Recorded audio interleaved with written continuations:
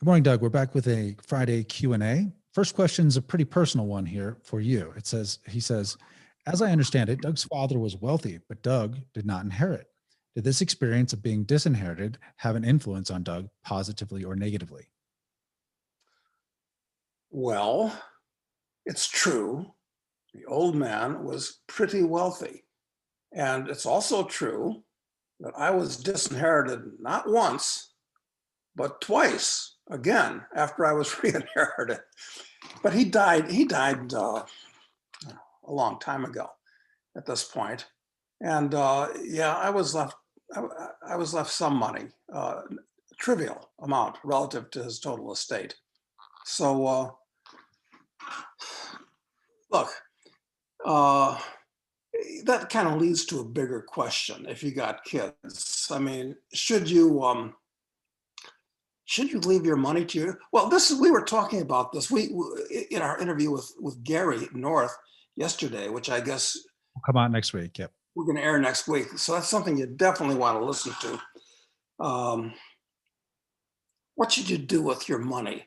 And should you expect your parents? Look, things are so out of control now in some parts of, I have some friends in Aspen, very wealthy, and their kids are so spoiled, you won't believe this, but the kids are kind of beating up on their parents saying, hey, you got to put some money for us in trust so we got $10,000 a month to live on now. These are kids in their early 20s. What the hell is this? They expect money for the rest of their lives? Yes, they do, actually. And so I asked them, well, where do they get off? Where did they get this crazy idea? Well, from their kids. A lot of their parents have given them trust money that they can live on. And so what do you owe your kids? That's kind of a bigger question. You owe them a sound moral upbringing to the best of your ability. But hey, it's my money, not their money. Just like if they make money, it's their money, not my money. It has to do with property rights and understanding that property rights are the basis of all rights. So yeah, nobody owes anybody anything, really. So that kind of sums up my view on it. Okay, good. All right. Doug, do you feel strongly about Pirate Chain as strongly about it as you did when we had a conversation with Berwick a couple of months ago before it took off? Well, I am not a crypto maven.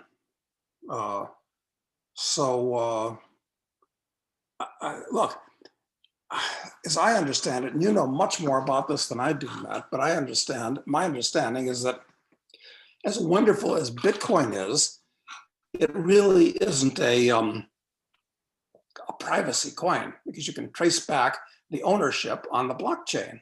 So it's not really very private. So maybe something like Monero or Pirate Chain would be superior to it from that and maybe many other points of views.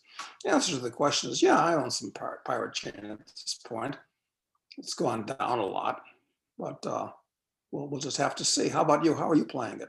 Yeah, I mean, the basic thesis for owning it before is exactly the same as it is now, which is that there's a huge amount of capital in the cryptocurrency space. Very little of it is devoted to these privacy tokens like Monero and Pirate Chain, and that I would assume that over time, more of that existing market cap that's in Bitcoin and these other ones is going to migrate to the specific benefits that are offered by these privacy coins. And it doesn't take much to move these a huge amount one way or the other. Now, if you've been in crypto for a while, like the huge upsurge you saw in in Pirate Chain where it got up to like 16 something is not uncommon for these cryptocurrencies. Certainly Bitcoin has its own experience with these huge waves of enthusiasm and then these crashes. So, but yeah, I still own. I bought some. I haven't sold any, and I think that it's worth holding on to, just as a speculative hedge. I mean, it seems like the basic thesis is still there. The price action is sort of irrelevant to me personally. That's very logical. There's got to be more migration into privacy-oriented cryptos. So that's a good reason to own it and Monero. And I don't know, maybe there'll be others coming up, probably will be. Sure, good speculative proposition. Okay, good. Let's see. Doug, have you ever had a talk with a U.S. veteran and asked them if they would be willing to be deployed overseas without any payment? No, I never have. But there are some guys that are soldiers that like the military, that like the life, like David Hackworth. I don't know how many of our listeners will know who he is, but we became friends before Hack died. And he wrote a very interesting book called About Face, talking about his life in the military, because he was the most decorated living American soldier, but he never got beyond, I think he was just a lieutenant colonel, because he was considered such a loose cannon by the political operatives that run the army. Hack was used as the model for two characters in Apocalypse Now, which incidentally is one of my favorite movies, especially the Redux version, where a lot of scenes were put back in, director's cut. He was the guy, he was used as a model, the guy with the 19th century cavalry hat. And then, of course, he was used as a model for Colonel Kurtz himself. He was a fun guy. I really liked him. Anyway, you got guys like that that are in the military just because they like that kind of lifestyle, going out and killing people and breaking things. I mean, that's just the way they're wired. And listen, you get a lot of people talk about, would you do it if you weren't being paid for it, which is basically what the question is out of patriotism. All the guys that joined the French Foreign Legion and the Spanish Foreign Legion, they're not in it for the money. There's no money in it at all. If you join one of those, and not only that, but they're brutally hard, much harder than anything in the US military. So, yeah, I guess some people would. Yeah. But, And the military actually pays so little that it's subsistence living essentially. Now, of course, you don't have to pay for housing, and in a lot of cases, you don't have to pay for food in a lot of cases. But like it's not like you get paid. It's not like you're a mercenary for hire that's earning $3,000 a day or something like that. It's you're doing like people join the military most often because their economic choices are very few. And so most people who join the military do it because it's the best option available to them. And it actually can offer them a real career.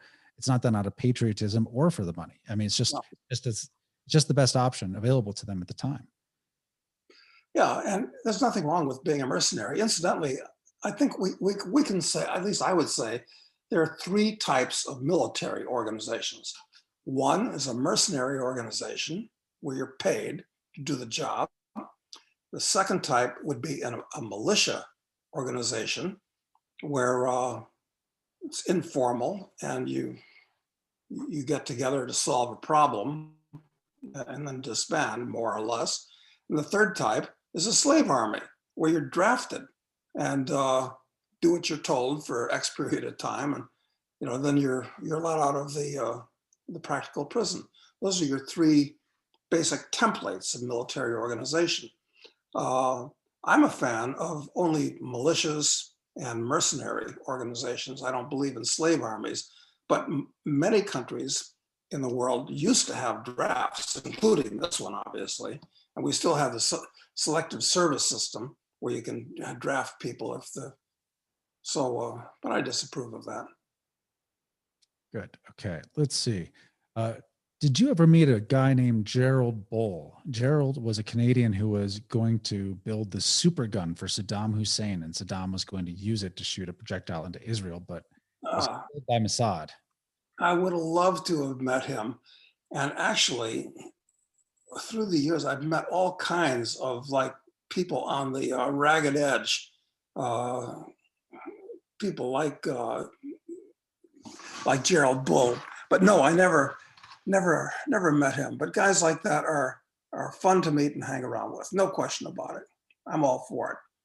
A lot more fun than, some accountant working for General Motors or whatever. No doubt. Who was that? Who was that guy who was he was a Ukrainian or Russian, and he was in a Thai prison for a long time. He was he was a gun dealer essentially. I can't. Thai prison, huh? He was a Russian, and I think that movie with there was a geez, I don't know why I can't remember the name of the movie right now. Nicolas Cage was in a movie, played his character, played him. He was basically an arms dealer. Oh yes, that was called. That was a good movie. Yes. Remember the guy I'm talking about though, the Russian? I know who you're talking about, but I can't remember his name. I can't even remember the name. Lord of War. Lord of War. That was the movie about his life. Exactly. Yeah. Talking about things like that.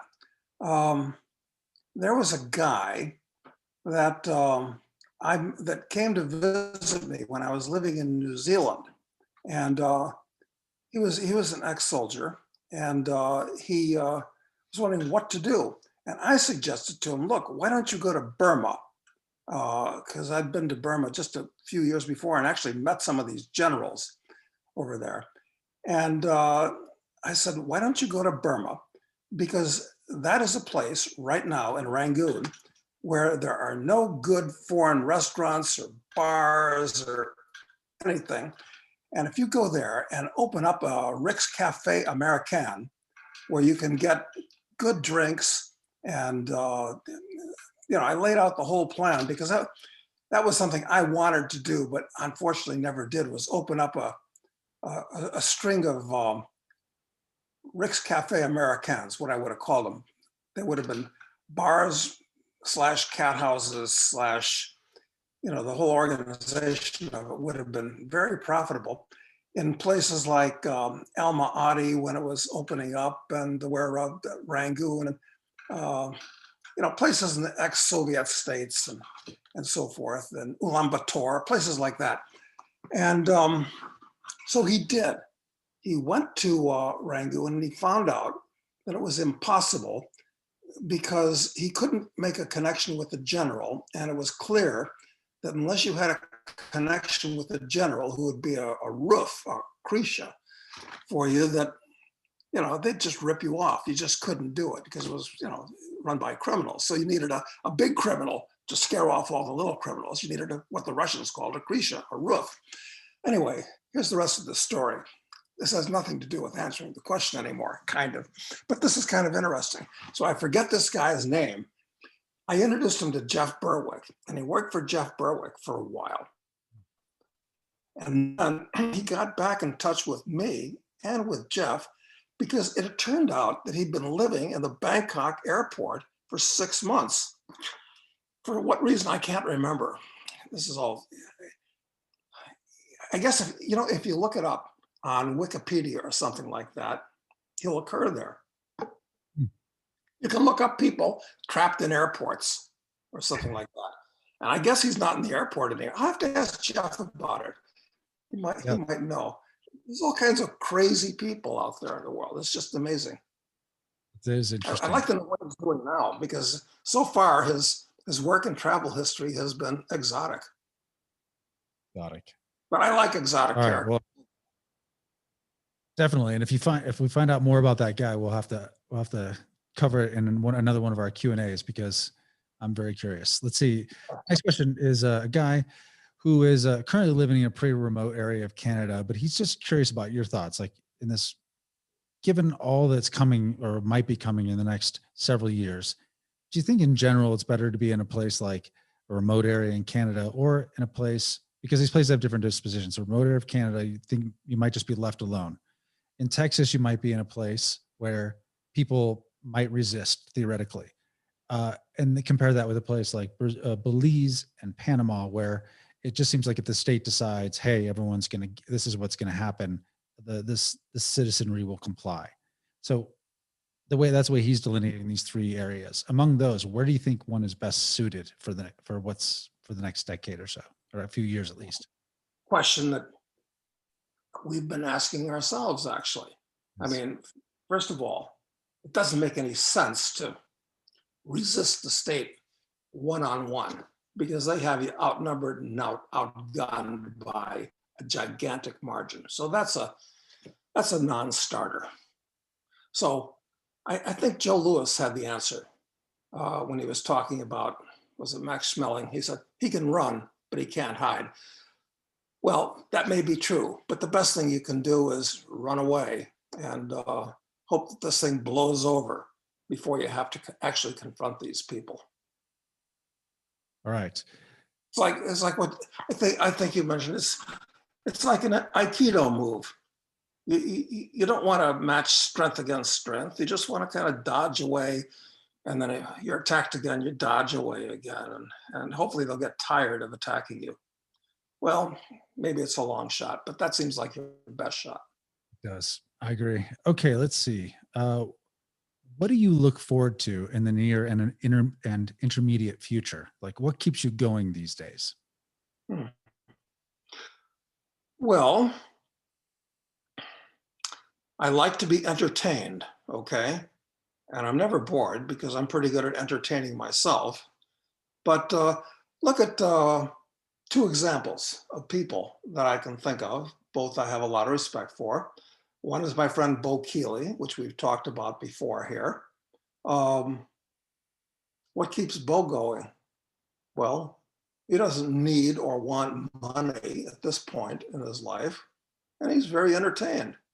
And that keeps him going, just adventures, going out and wandering around, going to a new village and seeing who he meets. He likes to travel in the third world, especially when he's out living in Slab City in the Mojave. And look at Gary. I mean, he just lives in his basement, 16 hours a day, reading books and working on his computer. And I think he's as happy as a clam. So that's what keeps those guys going. And, there's many paths up the mountain. I don't know if I could define mine in particular. I don't like traveling anymore. Traveling is a pain in the ass today. And it has been for some time. But fortunately, I'm about traveled out. I've seen about everything. If I see anything again, traveling, it's kind of, well, yeah, okay, been there, done that. So that's a good question, but there's a million different answers to it, very personalized type of stuff. What do you think? What's going to keep you going? Well, I mean, there's things that I look forward to. Like, I look forward to going to Freedom Fest next week and Yeah, that's with like-minded people, hopefully meeting some interesting people. Like, but yeah. that's in a way like entertainment, like you're saying. I mean, I also, I kind of look at the current predicament as a problem, and I'm interested in trying to solve problems. Now, I can't. So you can't. There's only the totality of the problem that I think that our society faces are not ones that I can solve. But the way that I fit within it is a problem and is something that I want to try and solve. I want to try and solve it because it's interesting to me to try and solve the problem. I mean, I just am driven to try and do that because I like solving problems. But then also, I have kids. I want them to grow up in a world that is as free and honest and open, I guess, as it can be. And I feel like I don't know if I should say I have an obligation to do that on their behalf, but I'm interested in doing it on their behalf because I want to do it. I don't know. It's entertaining to me. It's something that worthwhile. It's worth trading things for. So yeah, at the end of the day, when you get beyond your needs being met, it does seem to be about things that just sort of drive your intellectual curiosity or, drive a sense of identity, or I think Gary used the term significance, and he's as motivated to work as anyone I've ever seen. And he's, obviously doing it not because he's trying to meet his material wants. He's doing it for other reasons. And those provide endless amounts of energy, I think, those reasons. Yeah, exactly. It's looking at where you are on the scale of Maslow's hierarchy. And I don't have that little triangle where the bottom is food, shelter, and clothing, and then it moves up from there to the different levels until, finally is kind of, Self ethereal. self-actualization, I think is what. Self-actualization, yes. Yeah. So that's what we all strive for, or should strive for. That's right. Okay, so next question. One of Ayn Rand's theories or philosophies was the separation of the state and economics, similar to the separation of church and state. What does Doug think about this approach of separation of state and economics from an operational perspective? I think she's spot on. I'm a huge fan of Rand, and her book, I'll mention it, short book, 150 pages, quite short, called The Virtue of Selfishness, a work of genius.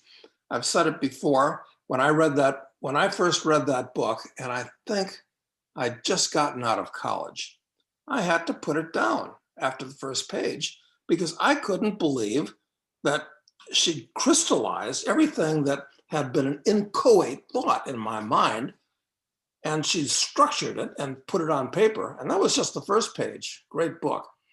So huge fan of Rand. My only problem with Rand is that maybe I don't think she went far enough because she never became an anarchist. She believed that the state ought to exist in kind of a night watchman form. So she never made that final leap, in my opinion. All But right. great. She's an absolutely great person for all her personal faults and foibles. And it's funny, so often when people are attacking a philosophy, they'll point out personal foibles of the person that wrote it down or formulated it, which is very intellectually dishonest and is completely irrelevant, and they do that brand. It's an ad hominem attack, essentially. It's an ad hominem attack. That's exactly what it is. Always a sign of a weak argument. It is. All right, Doug, do you think that Canada will eventually have a border crisis involving large numbers of American refugees trying to get it from the US into Canada? No. In other words, people jumping from the fire into the frying pan is what that would be. No, I don't think so. No, I don't, because, frankly, there's still an immense amount of capital in this country. And, no, anything can happen in the future, but it's not going to be like, people from El Salvador trying to get to the US to improve their standard of living. And when it comes to personal freedom, I mean, Canada's worse off than the US now, probably. It seems to be accelerating that decline faster than we are. Yeah. What do you think about the violence in South Africa right now? Completely predictable. I know lots of South Africans. My wife is a South African, as a matter of fact. She still has family there, and they all want to make the chicken run. It's all over for the white man in Africa. And I say that as somebody who suggests that if you're a young white guy, or probably even a young black guy here in the US, and you want to make your fortune, Africa is the place to go. But it's not a place for a stable existence for a white guy, because race is becoming more and more important in the world, stupidly, but it seems like that's the trend. And being a white guy in Africa, a local, it's dangerous, especially South Africa. No, it's South Africa is screwed. I don't see any way out for them at this point. Why do you think especially South Africa? Well, South Africa, okay. You got 12 major black tribes that have, I guess they all have different languages and customs and so forth. I mean, some stand out more than others, like the Zulu, for instance, which and you got two white tribes, the Afrikaners and the English. And they're all kind of at each other's throats. So, look, you shouldn't put different tribes in the same political entity, because it inevitably becomes a game of capture the flag, where the one tribe tries to take control of the apparatus of the state and dominate all the other tribes. Now, of course, for many years, it was the two white tribes that, well, actually, first it was the Afrikaner tribe, and then they were basically kicked out by the English tribe, and then they worked together, and now they've all been kicked out by one or another black tribe. So this is going to be true of all of Africa, incidentally, because all of those, every country in Africa, and certainly including South Africa, is an artificial construct. And where the government is just used as a vehicle for looting everybody in the country. That's absolutely true of those.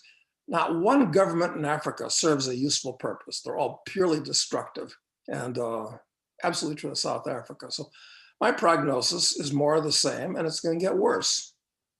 Yeah, it does seem to get really chaotic. It's gotten very chaotic there really fast, though, and that, you know, the port is closed, and one of the major highways that's kind of the major artery from the coast into Johannesburg was shut down, and Yeah. you know, there's looting, but then there's also just like the destruction of production facilities. Yeah.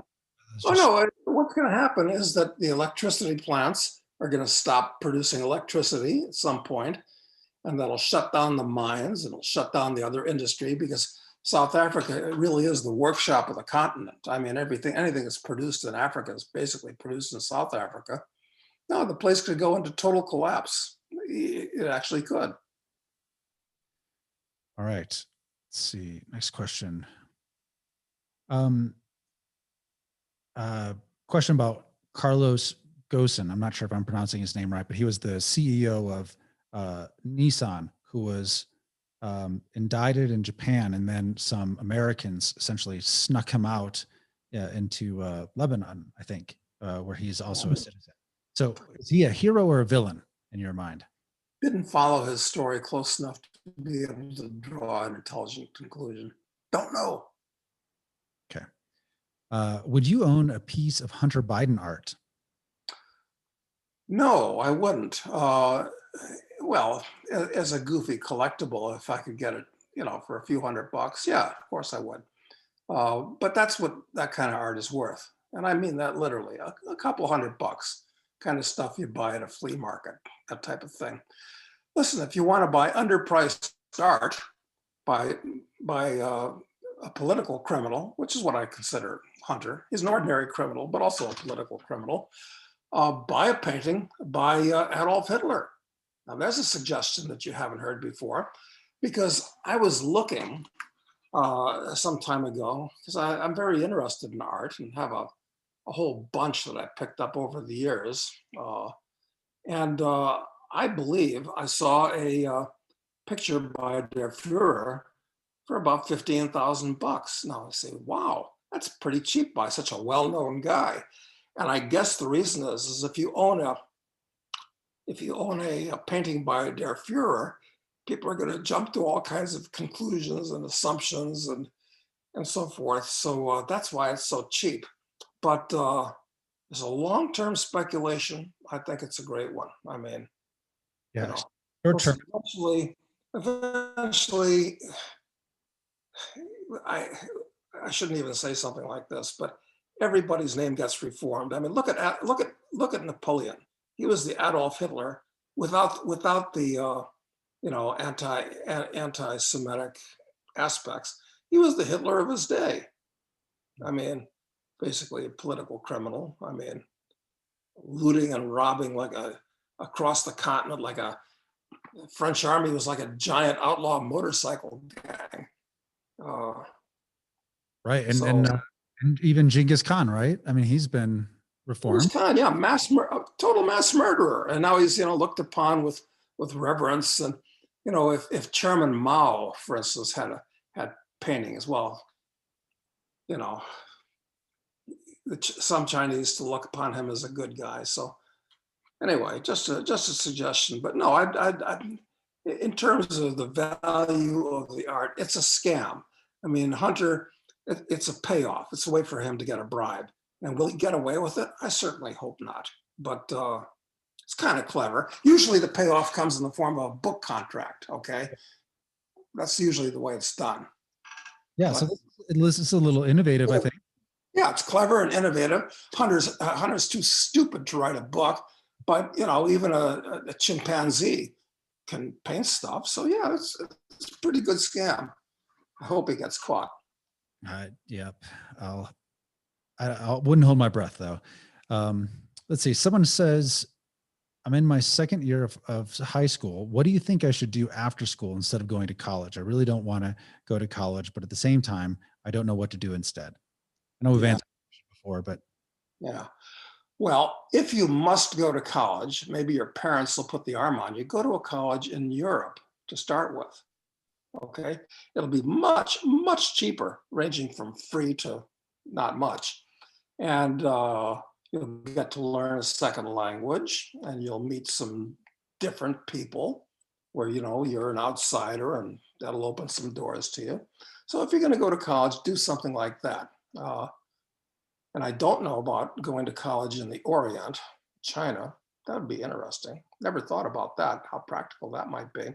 But better than that is, and we've talked about this on the show here in the past, it's that's 4 years of time and a lot of money. And there's a lot of learning you can do, formalized learning. I mean, we've talked about that school where you can learn to build a house over 3 months, really valuable. I wouldn't mind doing that now. Well, along with 1,000 other things. But when you're 18, that'd be a fantastic way to learn a trade over 3 months and go to a professional cooking school. And another good thing, there's no money in aviation, but use some of your college money to get a private pilot's license. That's worthwhile having.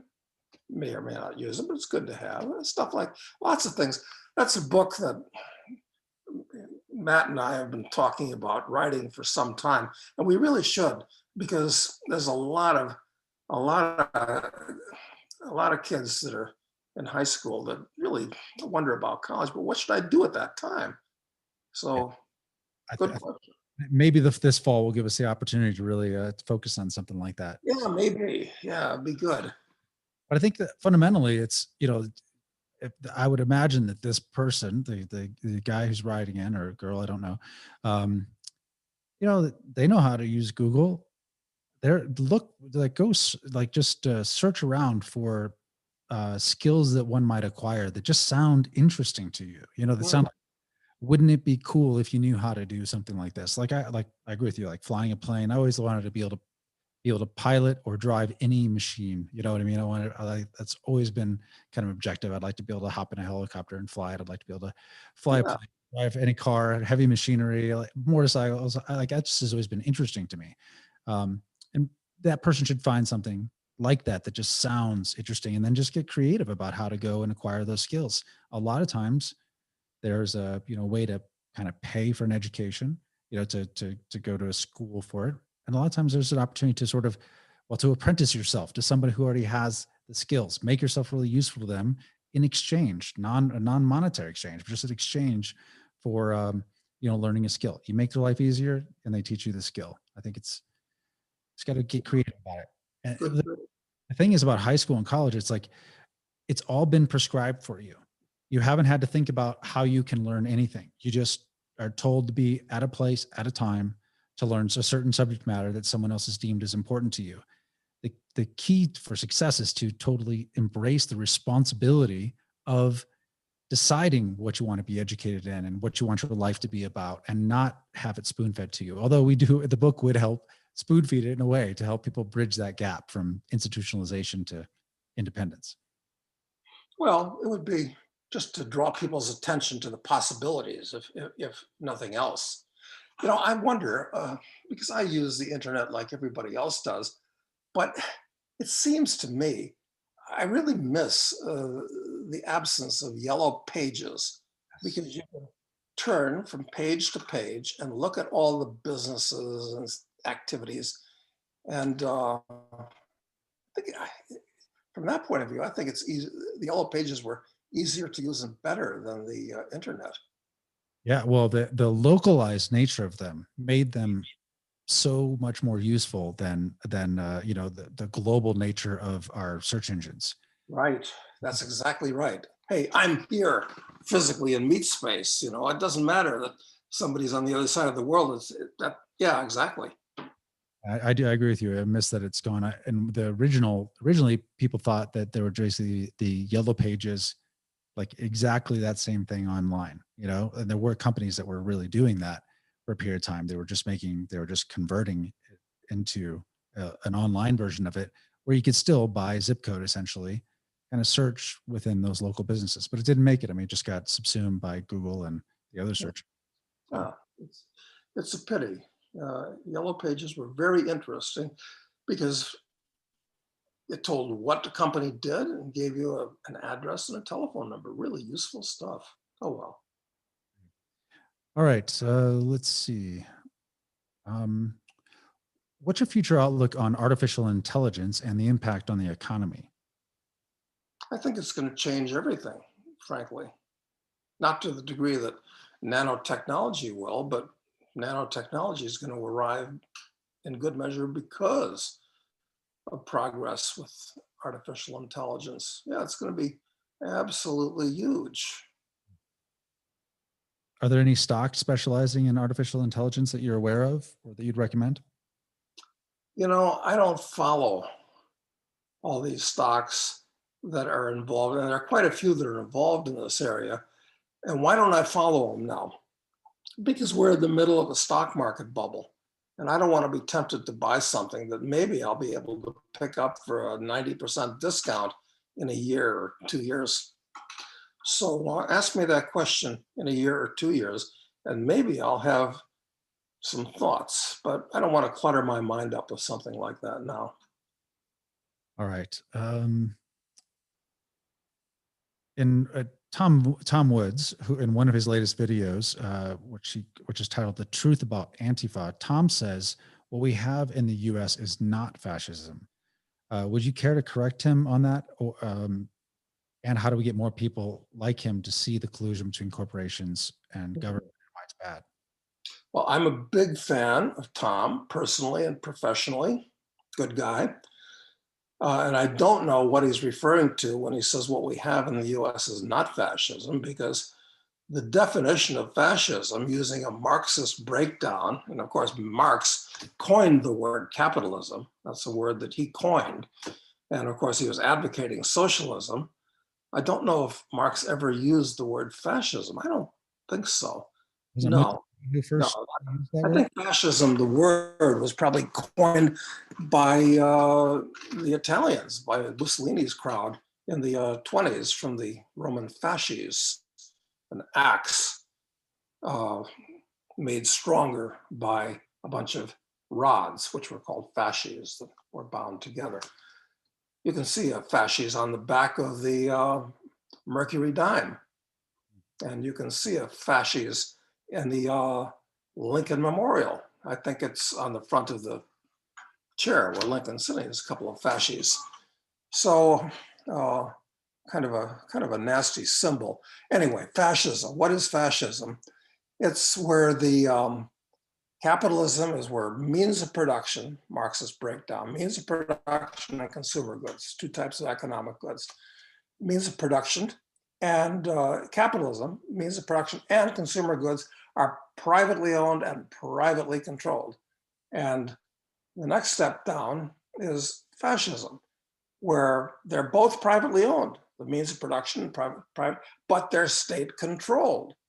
So, and then is socialism, which is where the means of production are owned by the state, but private goods are still privately owned, although controlled by the state.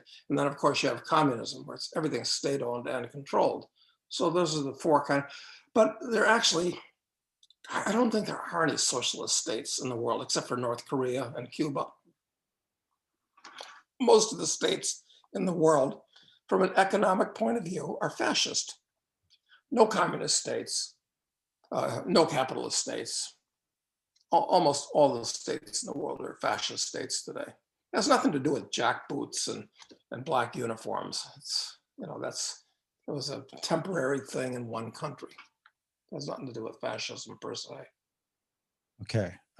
Is manufacturing versus service economy an important economic comparison? And does a country have to, quote, make something to be at the top?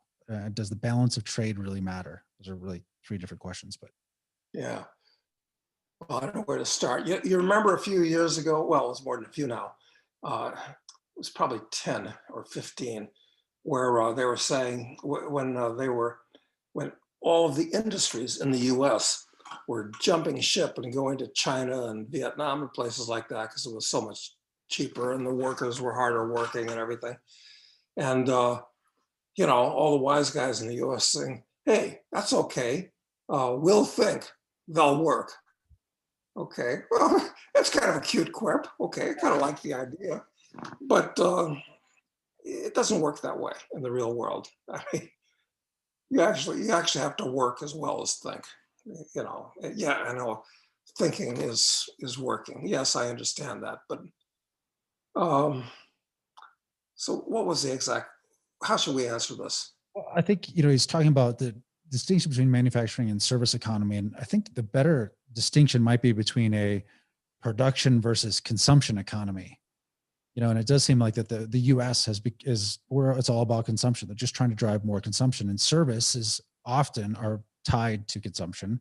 And there's little that we're making and shipping to the world. You know, we're not, so whether for your town to, I think to thrive, it has to produce things that the rest of the towns around it or the state around it is going to want.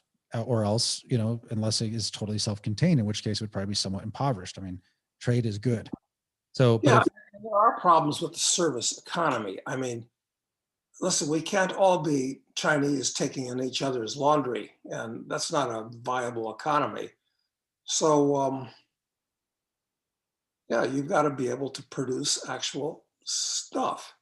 And service economies are very consumption oriented. Because if it's a service, you can probably do that service yourself. It's just, you know, it makes some economic sense. It's more convenient. Okay, that's great. But yeah, I think it's about making stuff. I think We there's don't a, do that anymore.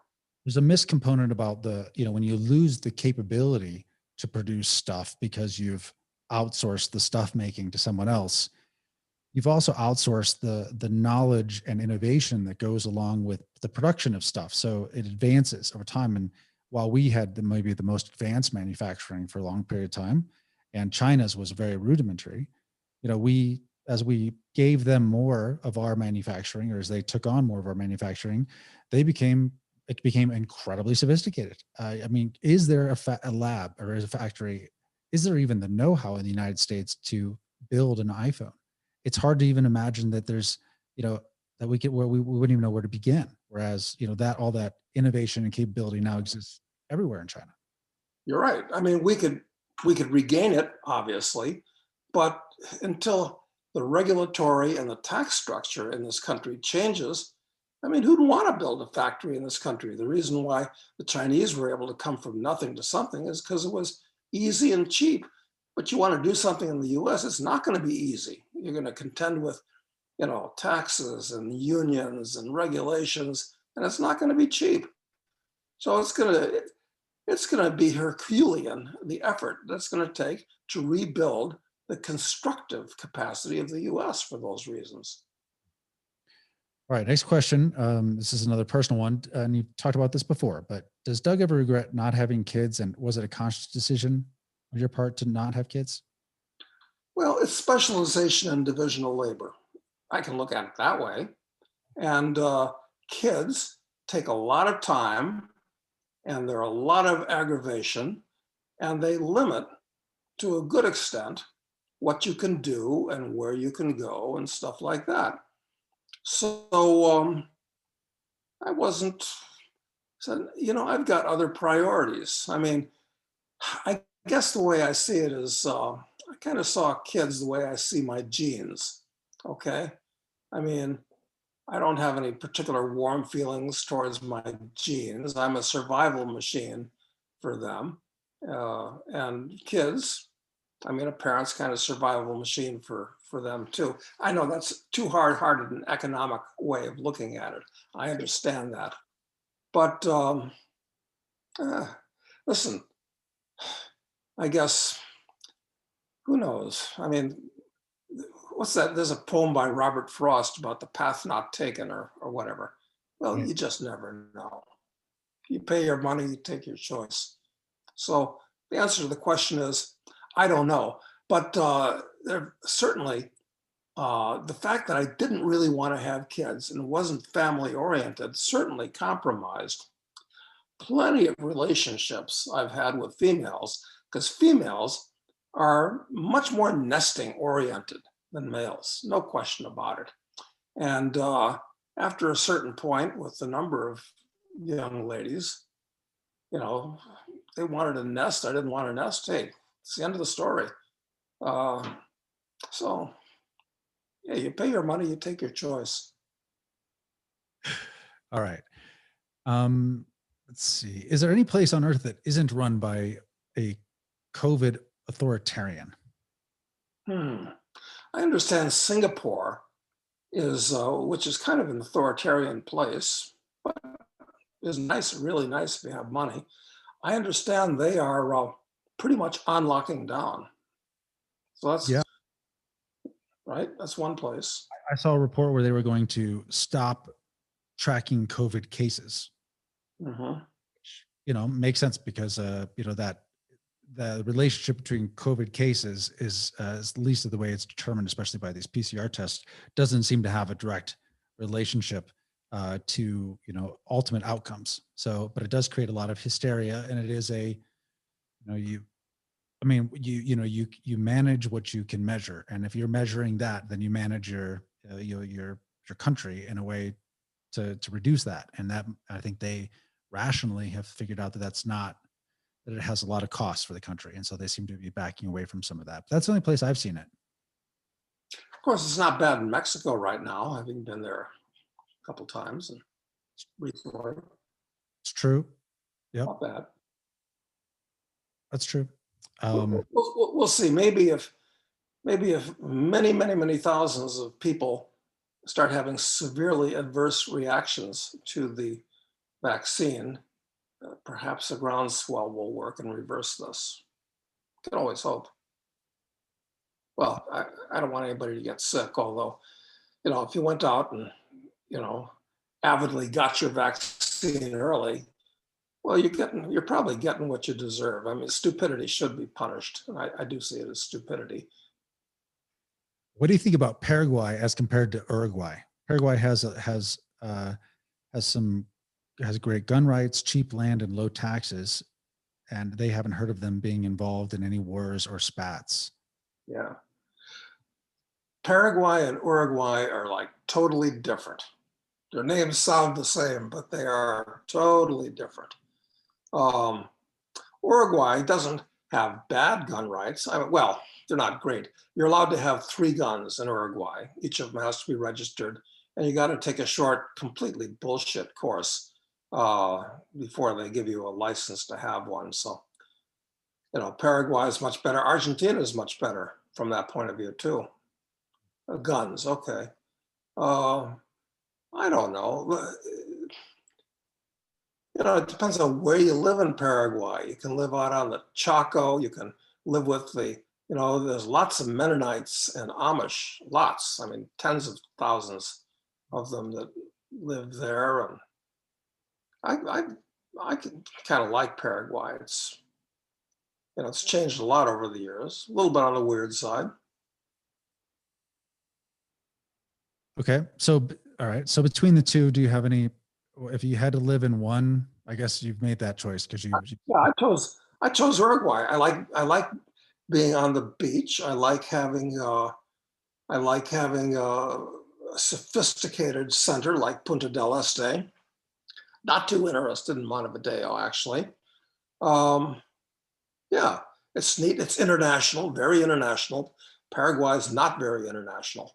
I mean, it was kind of like the Mongolia of South America, isolated for many, many, many years. So no, Uruguay is, I think, a better choice from a living point of view, actually. Okay, for someone else, there's some people coming out to Freedom Fest and hoping for an opportunity at some point to meet up at Freedom Fest. I don't know, maybe get. I know someone wanted to get a copy of Assassin signed, so hopefully there'll be some opportunity for that to happen. But for the first time goer to Freedom Fest, what can they expect from the event? Hmm. Well, I don't know what to expect because it's in Rapid City, South Dakota, which I think is a town of about 50, 60,000 people.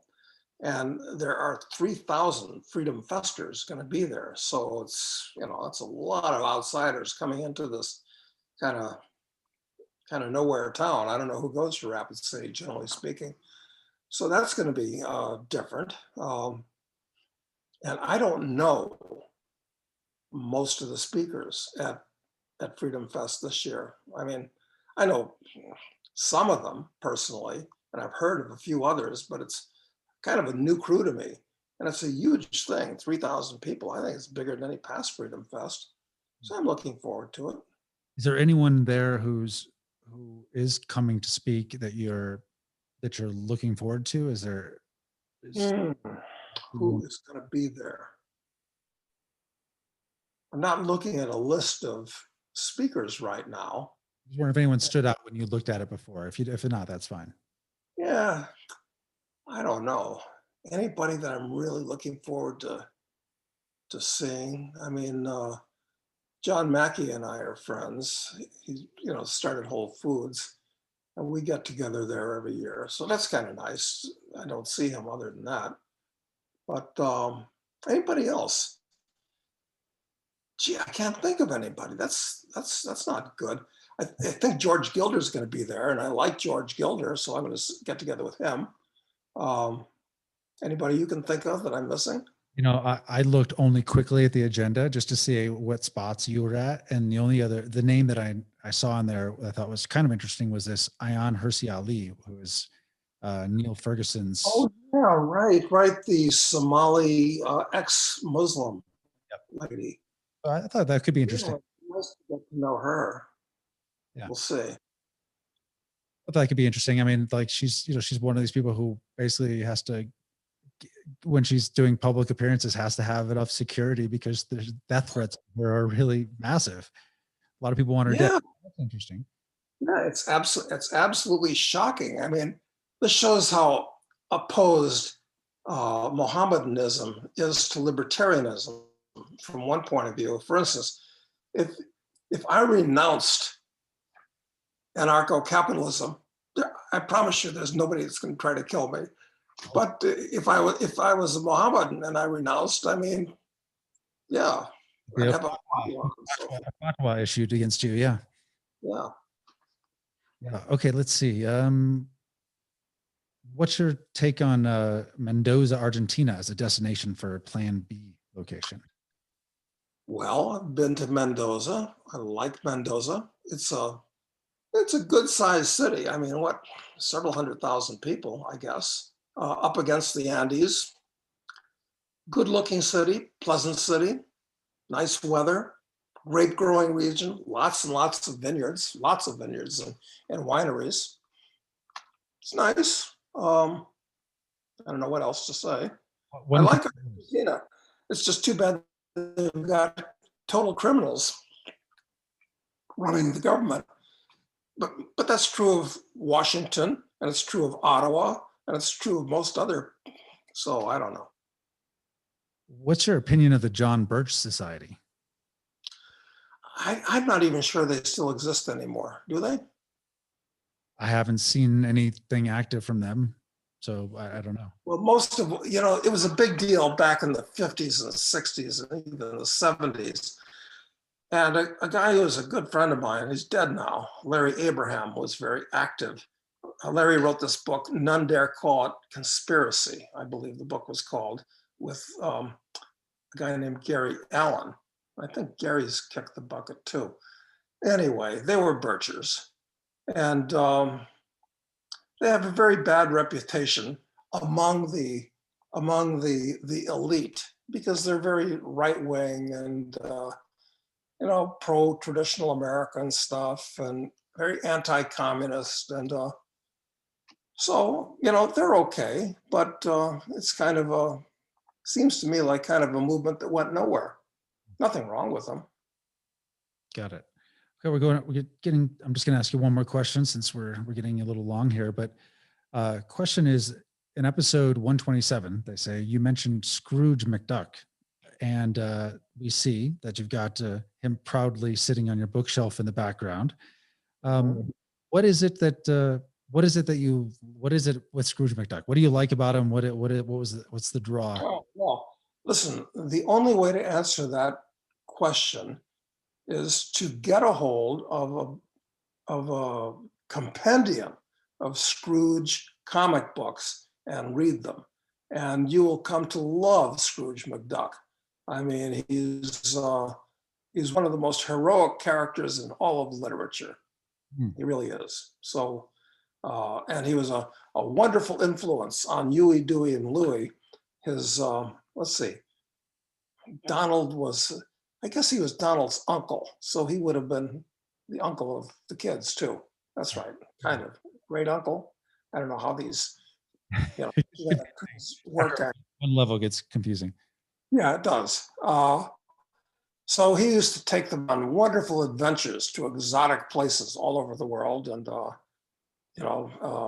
inculcate them with moral values. And no, he was totally wonderful. He had all of his money in a giant bin where the Beagle Boys were always, it's great. So I don't know where you got Scrooge McDuck compendiums, but they're a real treat. They are. They at least were available. Definitely introduce your kids to Scrooge McDuck. They were available on Amazon. I'm not sure that they still are, but even 6 months ago, they were still available on Amazon. You could buy. There's 3 volumes, and each one is a different compendium of the comics. So they. Oh, that's fantastic. Well, certainly anybody that has kids should give them those books. They'll be very entertained and they'll be educated and they're wonderful. So I mean, so much better than the crap comics. And of course, whenever you say anything I hate to sound like an old guy. Oh yeah, kids, things were better in the old days. But actually, yes, I think they were better. I mean, I think that's an objective statement of fact in many ways. And certainly Scrooge McDuck comics are among them. Carl Barks, who was the guy that drew and originated and wrote them and all this type of thing, I invited Mr. Barks to an Era Society, and he very graciously wrote back.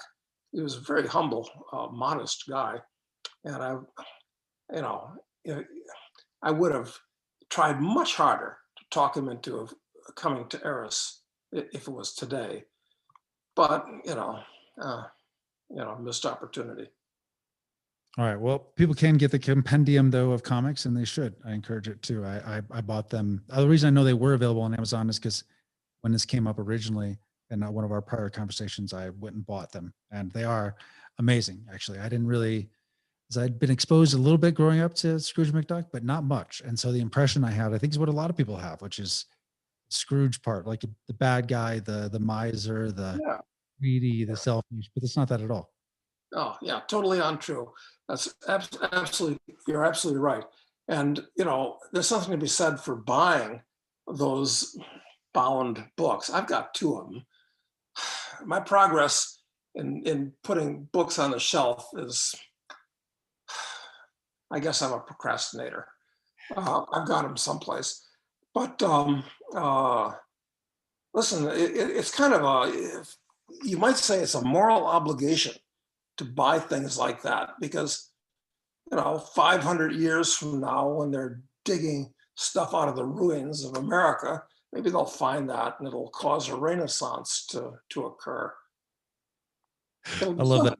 Because it's illustrated, so they can put it together easier than, just words.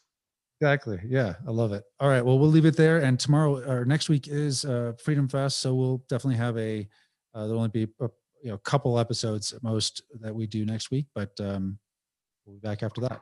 Thank you, Doug. I appreciate it.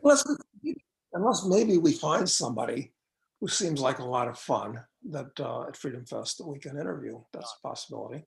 That would be fun. Yeah. Well, we'll keep that in mind. Awesome. Thanks, Doug. I appreciate it. Thanks, Matt.